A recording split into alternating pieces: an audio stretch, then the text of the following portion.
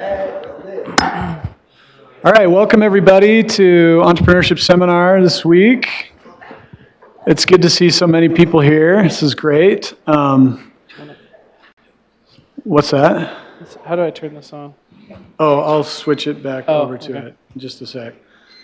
So just real quick, thanks to everybody who entered our Opportunity Quest business plan competition. The deadline was last Friday. We had, I think last week I stood here and said I had 0 applications. I definitely had more than that on Friday. So way to go. Thanks for getting those in. Just a reminder, in 2 weeks from today, so on Wednesday during this class, instead of having class here, we're actually going to go over to the GSC where everyone participating in Opportunity Quest will have a table or a booth set up talking about their business ideas. And part of your grade for that day is going to be going around and visiting them and then voting on which one you think deserves the Audience Choice Award. And whoever gets the most votes that day, Wednesday during lunch, will win the $500 Audience Choice Prize.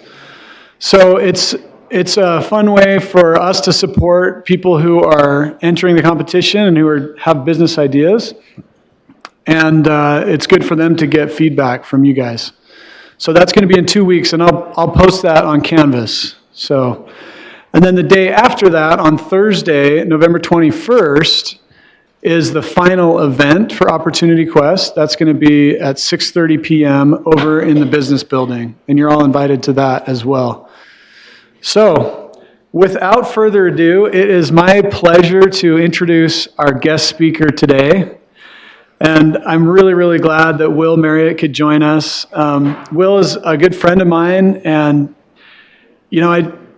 he's sacrificed to be here. This was kind of last minute, and he dropped what he was doing and drove down here from Highland, about an hour and a half drive, to come talk to you guys. So we're really glad that he's here. And I just want to introduce him by reading his bio. So Will believes every American child should go through a cowboy or cowgirl stage, decked out in chaps, boots, and a hat day and night. He sure did that, but it wasn't just a phase. It became his life's passion. He now trains and owns horses and is happiest when sharing the beauty and joy of horseback adventures with friends and family.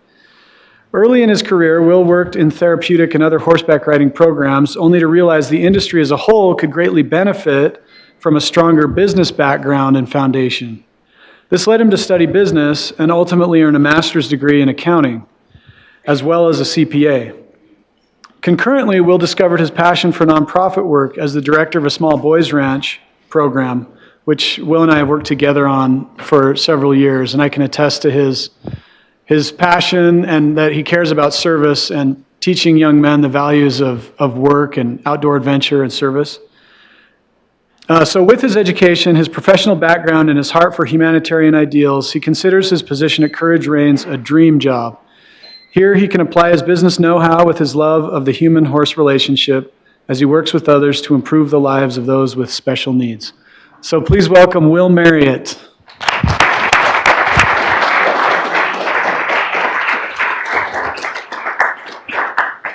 Thanks, Russ.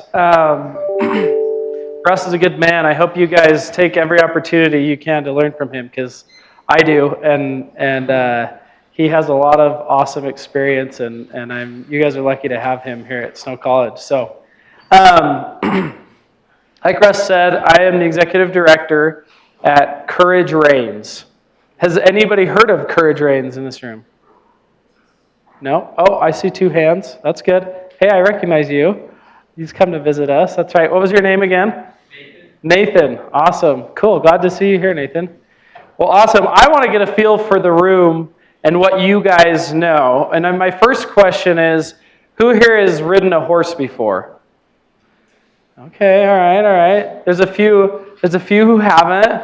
Who here has had a job working with horses? Okay, so maybe a fewer. There's maybe 5 or 6 hands. That's an interesting thing to me. I don't know. In Snow College, I'm sure there's a lot of agricultural emphasis here. And so I was just interested to see how many of you have worked with horses. I love horses. I have since I was a little kid. Still have them. I'm so proud that my daughter's third word was horse. That was a big deal. That was a big day when I realized she was saying horse, horse, horse. That was fun. So I have been affected by horses in a really positive way throughout my life. I've learned some of the most powerful lessons that I needed to learn in my life of how to interact with people and how to change myself so that I could have a better relationship with other people. And that came through horses. And so I have kind of a testimonial about what horses can do in my life and in everybody's life. And so because of that, I've always been interested in what I could do with horses. How can you make a job out of horses, right? So I served a mission for the Church of Jesus Christ of Latter-day Saints in Brazil. And it's kind of interesting because in Brazil, equine therapy is, everyone knows what it is.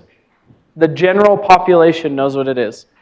Partially because one of the larger news networks highlights it a lot. But I mean, they've had equine therapy for 70 years there, and people know about it. And so I heard about it. And I met a lady who, she didn't walk, like a normal, you could tell something was going on with the way she walked. And I, just in talking to her, I talked to her about horses because I love them. And she said, hey, you know what? I walked today because of horses. And I was like, rewind, what do you mean you walk today because of horses? And she said, well, when I was 8 years old, I had a neurological disability that caused me to lose function in my legs. And doctors couldn't diagnose it, they couldn't figure it out. But I had a relative that started putting me on a horse and took me to an equine therapy center. And I relearned how to walk by riding horses. And I'm sitting here watching her walk around, and I was blown away. And that's when the thought in my mind came in. I was like, wait a second. Maybe I could have people be my business and use horses to help in that process. So that was kind of the beginning. And so I came back from my mission, and I started calling all the horse places around in Utah County, and I was headed to BYU. And I got a job at an equine therapy center. And I was just riding their colts. I was riding the horses, helping out, and just helping out with the kids as I could. And I was blown away with what I was seeing with the kids and how it was helping them. So, and what was your name again? Nathan. Another Nathan. So Nathan was telling me about residential treatment centers, and I know there are some in this valley, maybe multiple. There are lots, and maybe some of you work there, and these programs have equine therapy programs.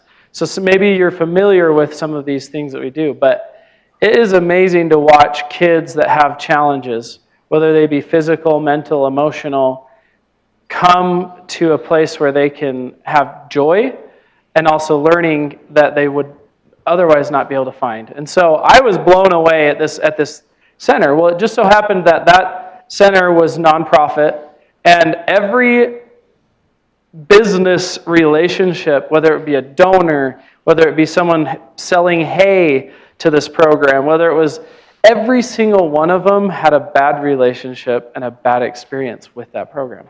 And they were burning every bridge, and they were constantly strapped for cash, and they were begging essentially for the help that they needed to make it.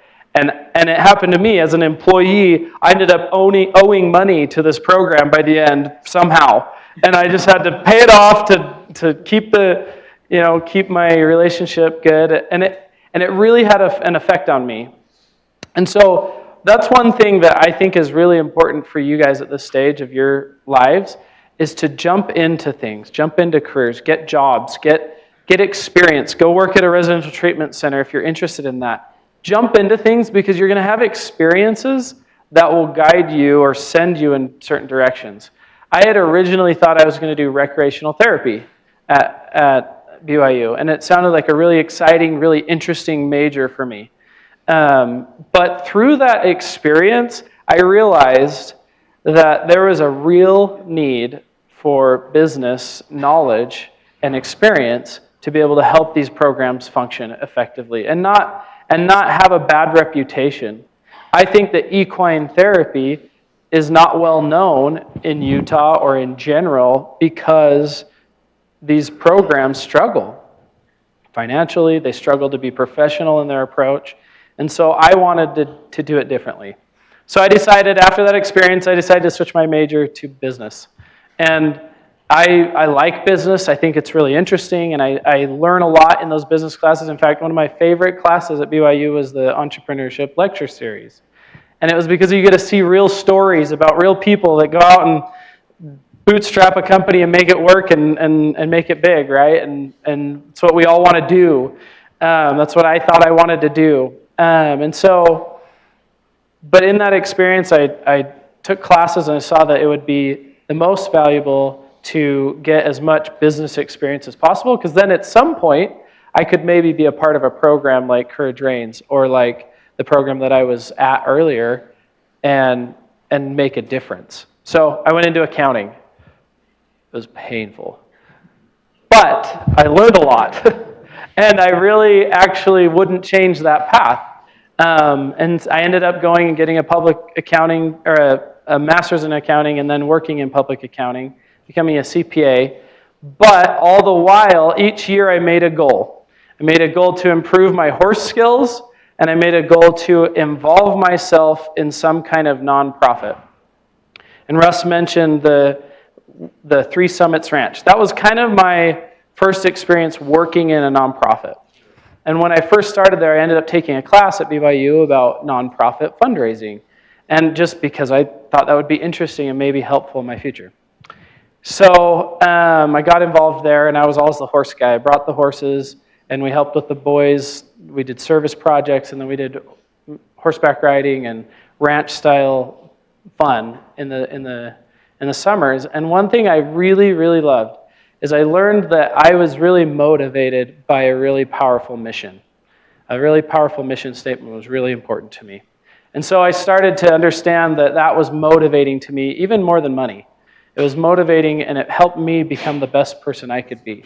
And so that was kind of, I kept that, we've been doing that for 10 years now, and it's been a really amazing experience. So we kind of talked a little bit about why horses, but does anyone else have any experiences with horses that they want to share or say, hey, I love horses, or this is why I do horses? Nathan?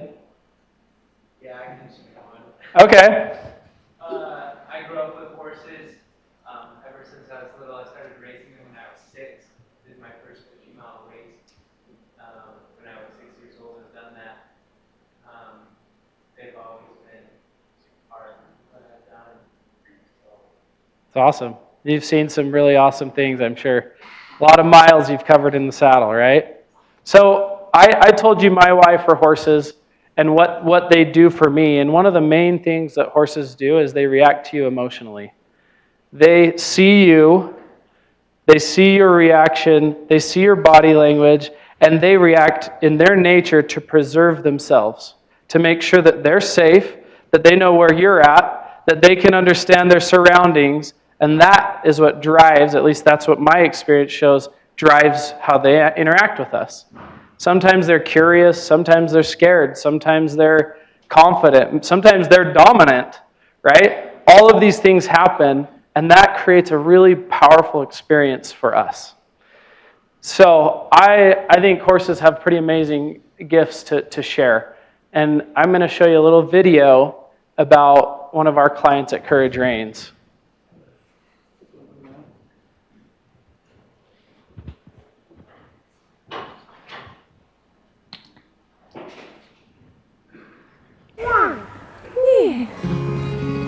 He had a hard time communicating. He wasn't verbal at all, and he really wasn't making sounds before he came. Can you get the horse?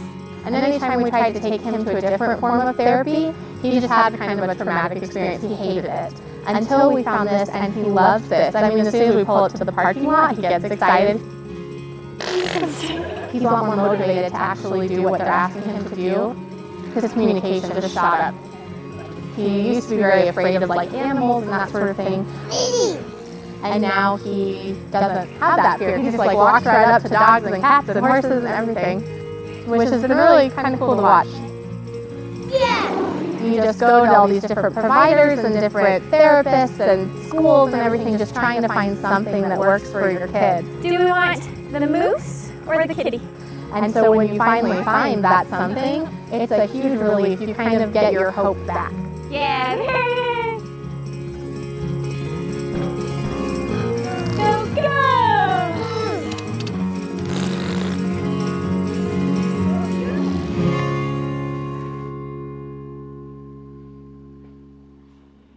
So I hope I want to ask you what you noticed in that video about Ethan and maybe something that his mom said. And I'm going to give a Courage Reins water bottle to whoever has a good answer.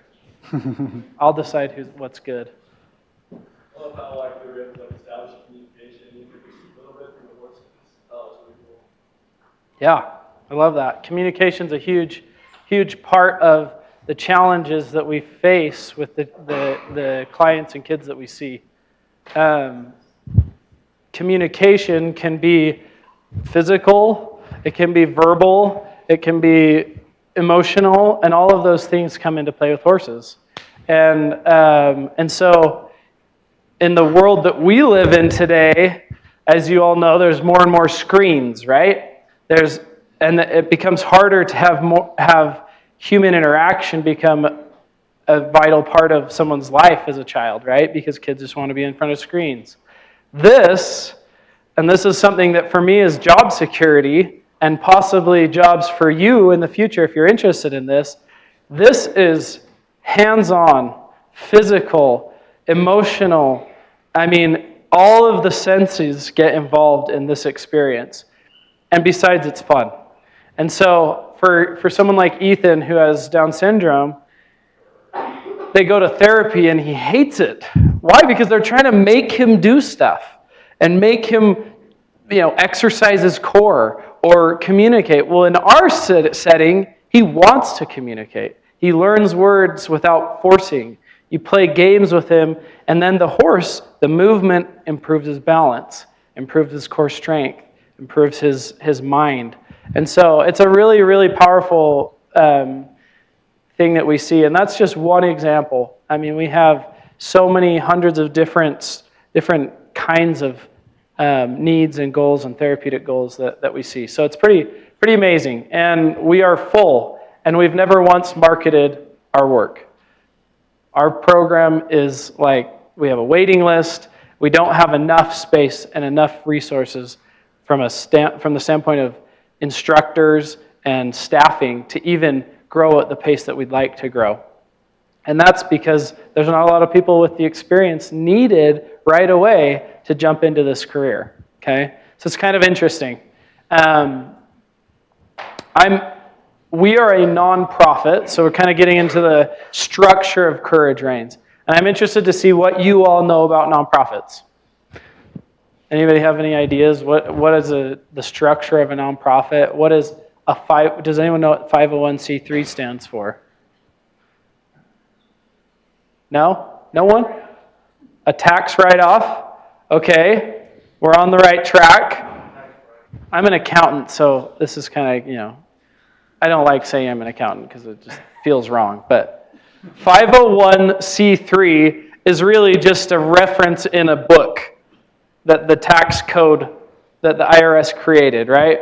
If you hear about nonprofits, they're almost all 501c3s.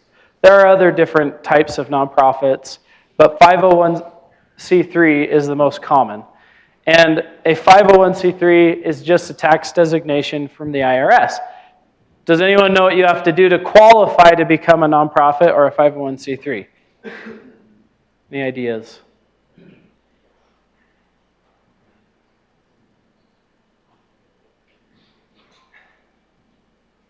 I can do this all day. Yeah? You can't report a profit or the profits that you make, you have to put back. Okay, you can't record profit. That's kind of true. The second part of what you said is more true. What did you say again? The profits that you make, you have to put back. Okay, so if you have any income that you don't use in a year, it has to go back into the company or stay in the company to use for the charitable purpose. That's correct. Yeah. Do you have a thought, idea? Do you now have a thought that you wanted to share? Oh, okay. Oh, yeah. Okay. So a nonprofit has to have, once you get the designation, you have no taxes on your revenue. It's pretty sweet, yeah? We like that. No taxes. Donations that come in because of the tax designation are tax deductible. So if you donate to a nonprofit or a 501c3, you get a write-off against the income that you make that year, okay?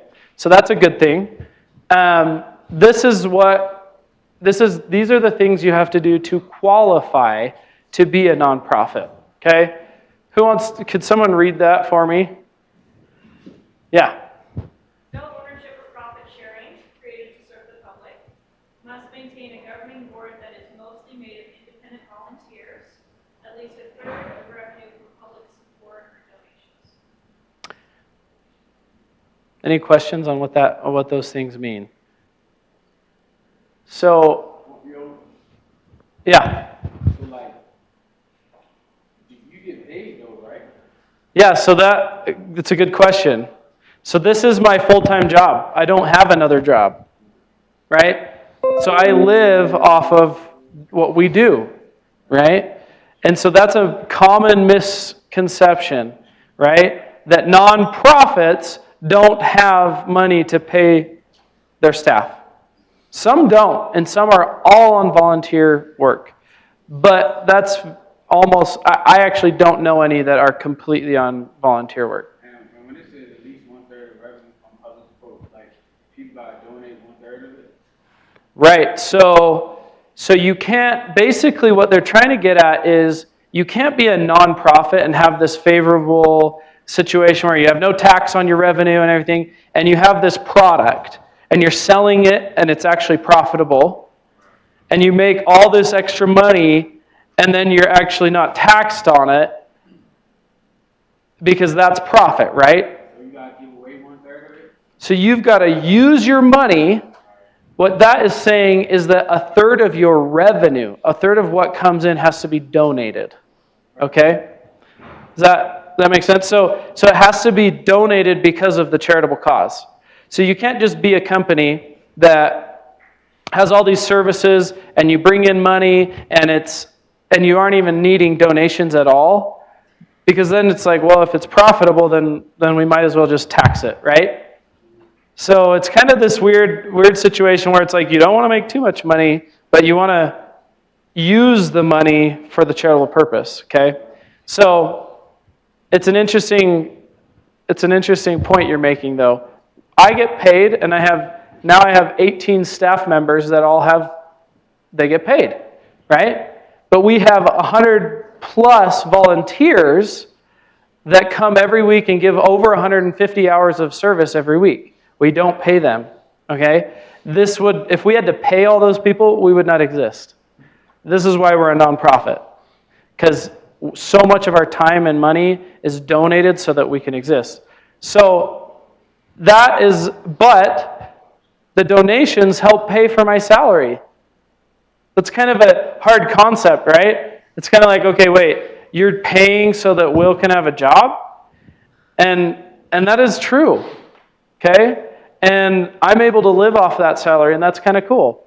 The thing that is true, though, is if I wasn't in my position, this program wouldn't be able to function like it does and grow and do the good that it does in the world, okay? So it's more about saying, okay, yeah, we're going to pay the people that work here so that we can have good services, so that we can have committed staff members that then give a good service to the community, right?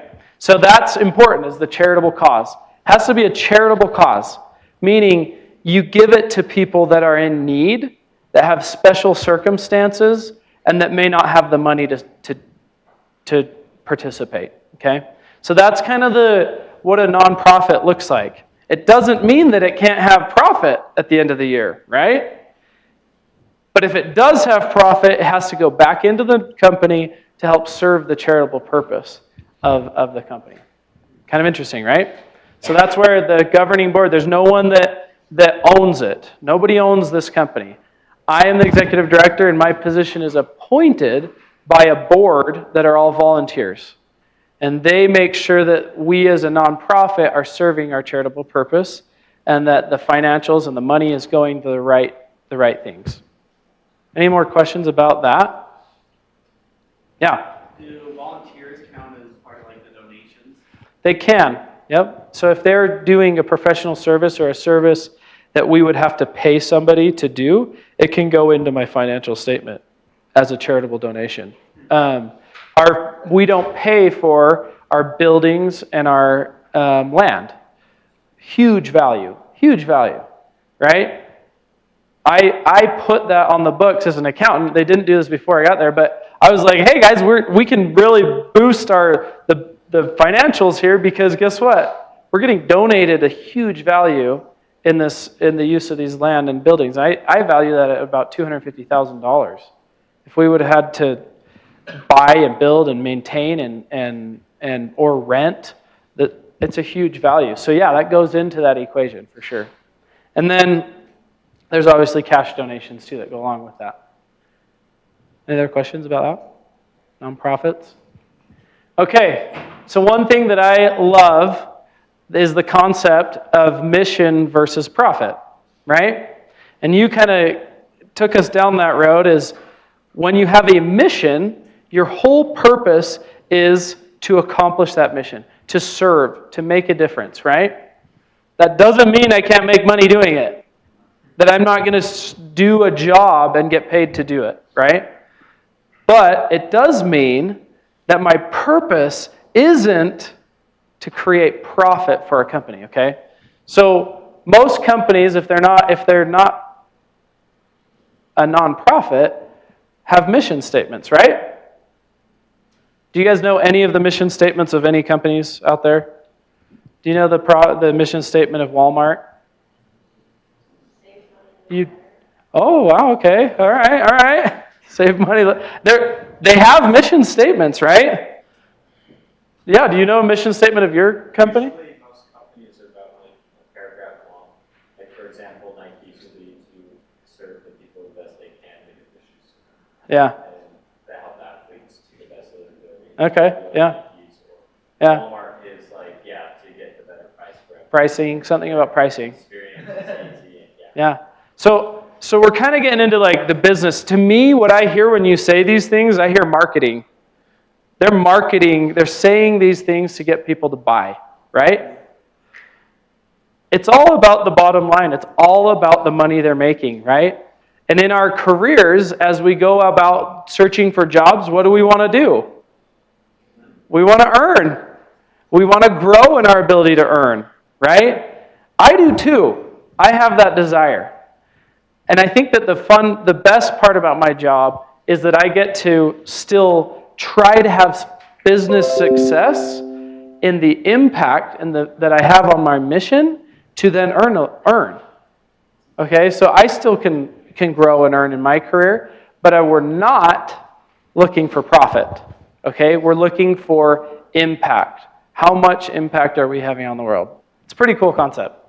I love it. I love working for a mission rather than for an investor or for the bottom line of this quarter, right?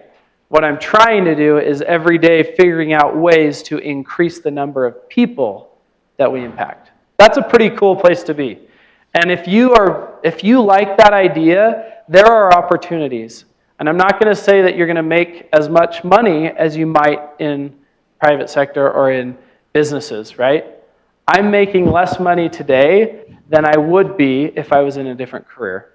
I know that. But my satisfaction is greater because I get to be part of a mission.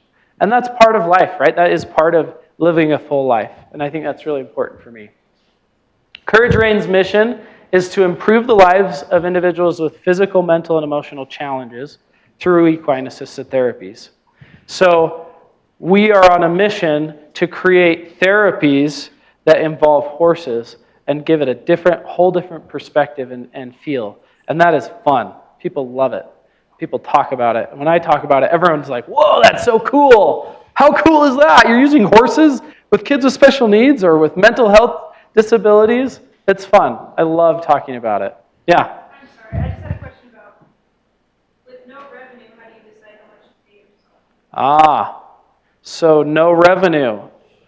That's another misconception about nonprofits. Okay?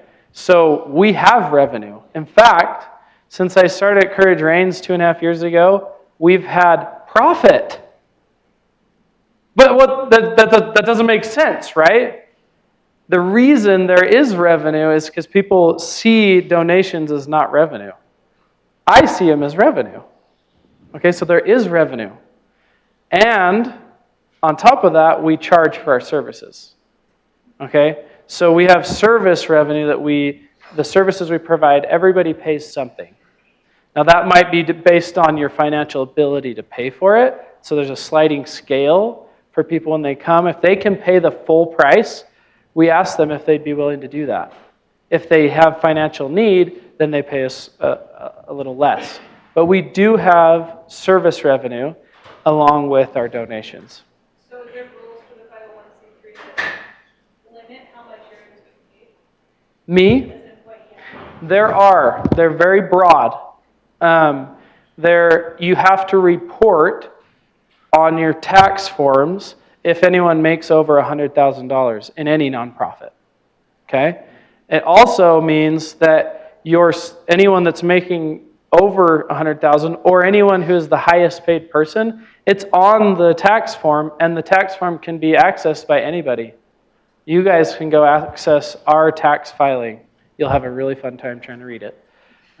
But it's public domain, right? And so there is a threshold of pay that they deem as reasonable pay for the service and the impact that they're making. And that comes down to budgets, right?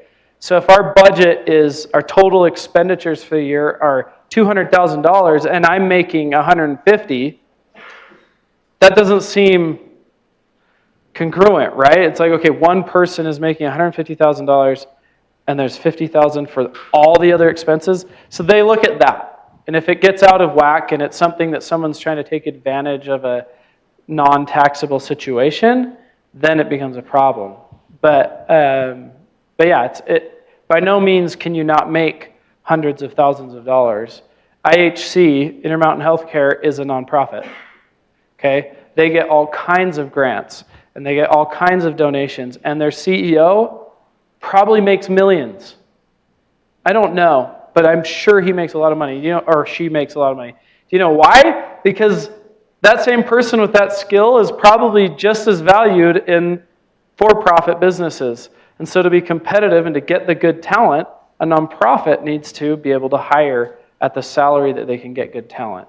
I have to deal with that in all my staffing. I have to say, okay, what are we offering here? How can we pay enough to get good people that have good skills and that want to make a career out of this business? And that's been a challenge that I've had to face, but it's really exciting to see it grow and build, and we have opportunities now for people to have careers in this industry. So I run our nonprofit as a business, as if it was for profit. It's just a mindset shift. It's a different approach. I see donors as clients. They are my clients too. They are people that are wanting something, right? If you donate to something, you do want something back. Whether that's a good feeling, whether that's an emotional response to the impact you're making, whether that's a tax write-off, all of those things come into play, and I have to understand that to be able to market it to my donors, right? And to the donor base. So they're just another client to me. They're another revenue stream, right?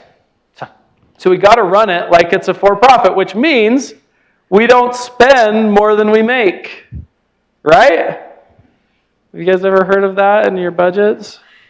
Yeah? It doesn't really work when you spend more than you make, right? So that's what we do. We spend less than we make. But that allows us to grow, and to grow at a safe pace, and to be able to impact more people. The This is just a little bit about Courage Reins. It's been around for 20 years. That's our mission. We have a vision statement to have Utah, the state of Utah turn to Courage Reins as an example of a functioning, vibrant, respected company our program that does good and that we can be at the forefront of equine therapy in Utah. This is all businessy stuff, right? Every business has a vision statement, a mission statement. You can have just as much business experience in a nonprofit as you do in a normal business. You got to deal with budgets. You got to deal with forecasts. I use my accounting degrees and my accounting experience all the time. I have to create the financial statements. I have to create it so that my donors, if they ask for it, I can show it to them and say, here's our budget. And here's the part you're playing in that budget. It's pretty cool. It's a fun challenge to have. So I'm going to share with you my goals that I shared with my board and many of our donors this year in 2019. To increase the number of client sessions up to 6,000 from the 4,500 that were in 2017. That would be a 33% increase. We did it. We're going to hit 6,000 this year, which I'm super pumped about. And that's because we had donors that helped us get there to the point where I could use more of my resources to hire more people to make it happen. That's a pretty cool thing. To increase operational revenues by 100,000 from prior years. So our operational revenues were around 120,000 when I started at Courage Reins. This year, we're on track to hit 220,000. It's pretty cool. I'm really excited about that. And that's because we're serving more people and because we are providing a valuable service that people are willing to pay for.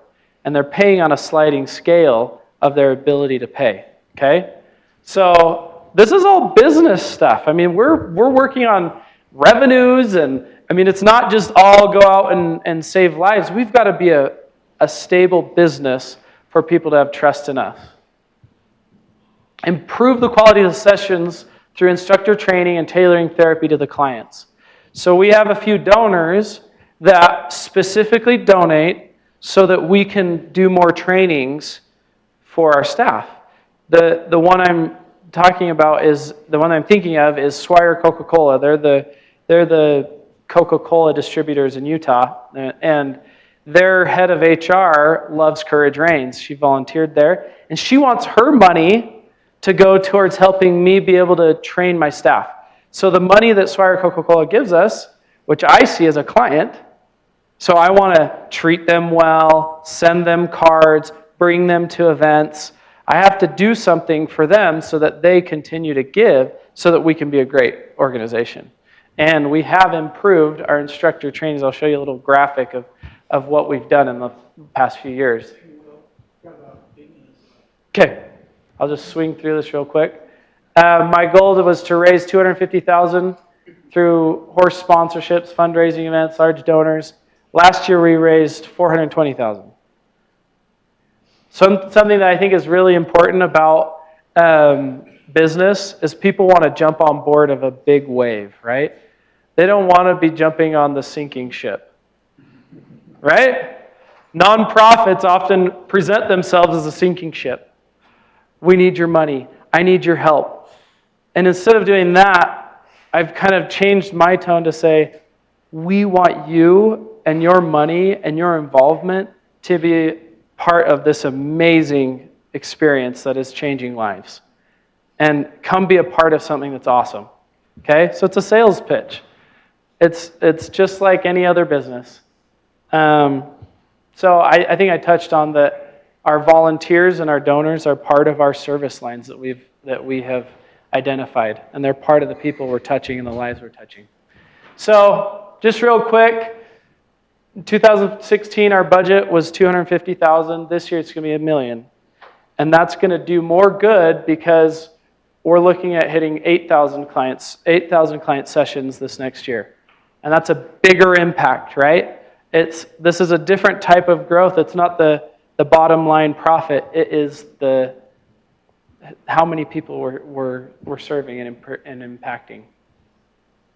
This is what I was saying. This is a graphic I presented to the donors showing them where we were in 2016 and to where we were at the end of 2018. And I just want to show you like the number of people qualified and have certifications. We had 10 equine therapy certifications where before we had 1. That's a big value to our clients and the change in their lives. And that is something that you guys can do. Go find those certifications. If you're interested in this industry, go get experience in that. And that helps us with our mission. And donors love to see that. So, yeah, this is just more info about what we did this year and how it's impacting. We just started this month a really cool research project with UVU on the effects of equine therapy. So there's all kinds of fun experiences that we've been able to have in helping grow and build Courage Reins to something bigger and greater than it's been, and it's an awesome experience. So, questions? We have a few minutes for questions. Yeah. What do you do with clients or with people that you're working with that are afraid of horses, right? So there's kind of a fear sometimes of those little animals. Can you repeat the question? Yeah, so the question is, what do you do with clients that fear horses or don't like them or maybe don't have any experience with them? That's like one of the most powerful parts of why this works. Because you put someone in a vulnerable position in a place that they're not comfortable with, and that makes them wake up their senses and wake up and understand. And it's a tool that we use to help people, like if they have anxiety or if they have confidence issues, or maybe they have a disability that makes them feel depressed and feel like they aren't as good as others. Well, when they can overcome and the fear that comes along with dealing with a 1,200-pound animal and control it and be the leader of it and be loved by it and interact with it, that's a pretty powerful moment. So fear and learning and growing with a horse is a pretty powerful tool that we use. Yeah? How much of your therapy is teaching people about like how horses think and how they react? So how much is the therapy about teaching about horses and how they react to us and everything? A lot of it. Tons of it. So most of our programs right now are horsemanship based. So it's teaching horseback riding. It's teaching the nature of the horse. We use a natural horsemanship program that's called the Pirelli program, Pirelli method. Some of you have heard of it. It's just a natural horsemanship program, but it's really about teaching us as humans how we can change and improve to be able to communicate with the horse. And there's some really powerful teaching tools about how to connect with others, how to have empathy for others, how to have, and as clients, we don't have to teach how it applies to their lives because they gain the skills and then they go into their lives and it affects the way that they interact with others. So it's a lot about horsemanship. Do you have programs in Sanpete County, or is everything up in Salt Lake? We are in one location. Courage Reins is in Highland. It's in Utah County. We do see clients all up and down the Wasatch Front. People come from as far away as Roosevelt to get there.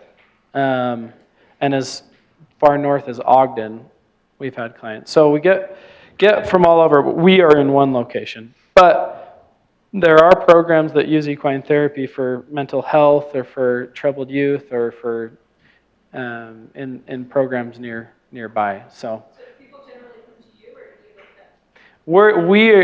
at they come to us. We got the horses. We have the facilities for the horses. We have 2 indoor arenas that are heated in the winters, so we're able to run year-round. But yeah, they come to us. It's like an outpatient clinic. Yeah. Any other questions? You said you had a waiting list. How does that work? You just apply and call? It's a first come, first served basis, right? And so for our horsemanship programs, there's a limited amount of space. We have 20 horses, and we have 145 clients a week. So that's a lot of people to be putting on the backs of these horses. Not all of them are horseback lessons, but horses can only handle so much a week. So yeah, there's a limit to that, but we're trying to grow strategically in ways that we can use the horses and not have to get on them, and use them in different types of therapy, like mental health therapy and psychotherapy. They don't necessarily ride the horses. So yeah, so we grow in a different way. We do what we can, so yeah. I haven't been giving out water bottles, but I meant to. Do you want one? You've asked a lot of good questions. Nice catch. Oh, I didn't hear from you. What do you have a question you want to ask? No? Oh, okay. Any other questions? Yeah. I still don't really understand how you get spending money from a nonprofit. Like, it's again. When you say spending money, like what I use for lunch, or Yeah, like, how do I get paid? Yes, that you don't have to put back into the thing you can. Personally? Yes. So personally, I get paid like any other business. We have a payroll, and it just pays everyone in the company every 2 weeks. So I have a salary that I get paid. And so I have to bring the value to our company that warrants getting paid that, just like any other company. And like donations. Donations help pay for that. Yep. So people's money that they donate helps pay for my salary. But in reality, we as a team and our staff are putting out all kinds of therapy at a discounted rate based on a charitable need. And that is what they're paying for. They're paying for us to create the service. That makes sense? Yeah, and we have income from our services that do help pay for our staff. We need to end the class. All right. But if you want to come talk to Will, he'll be here for a few minutes. But how about another round of applause?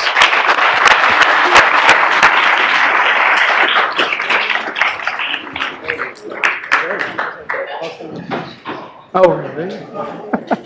So, is most of your staff like who are trained with horses, or do they?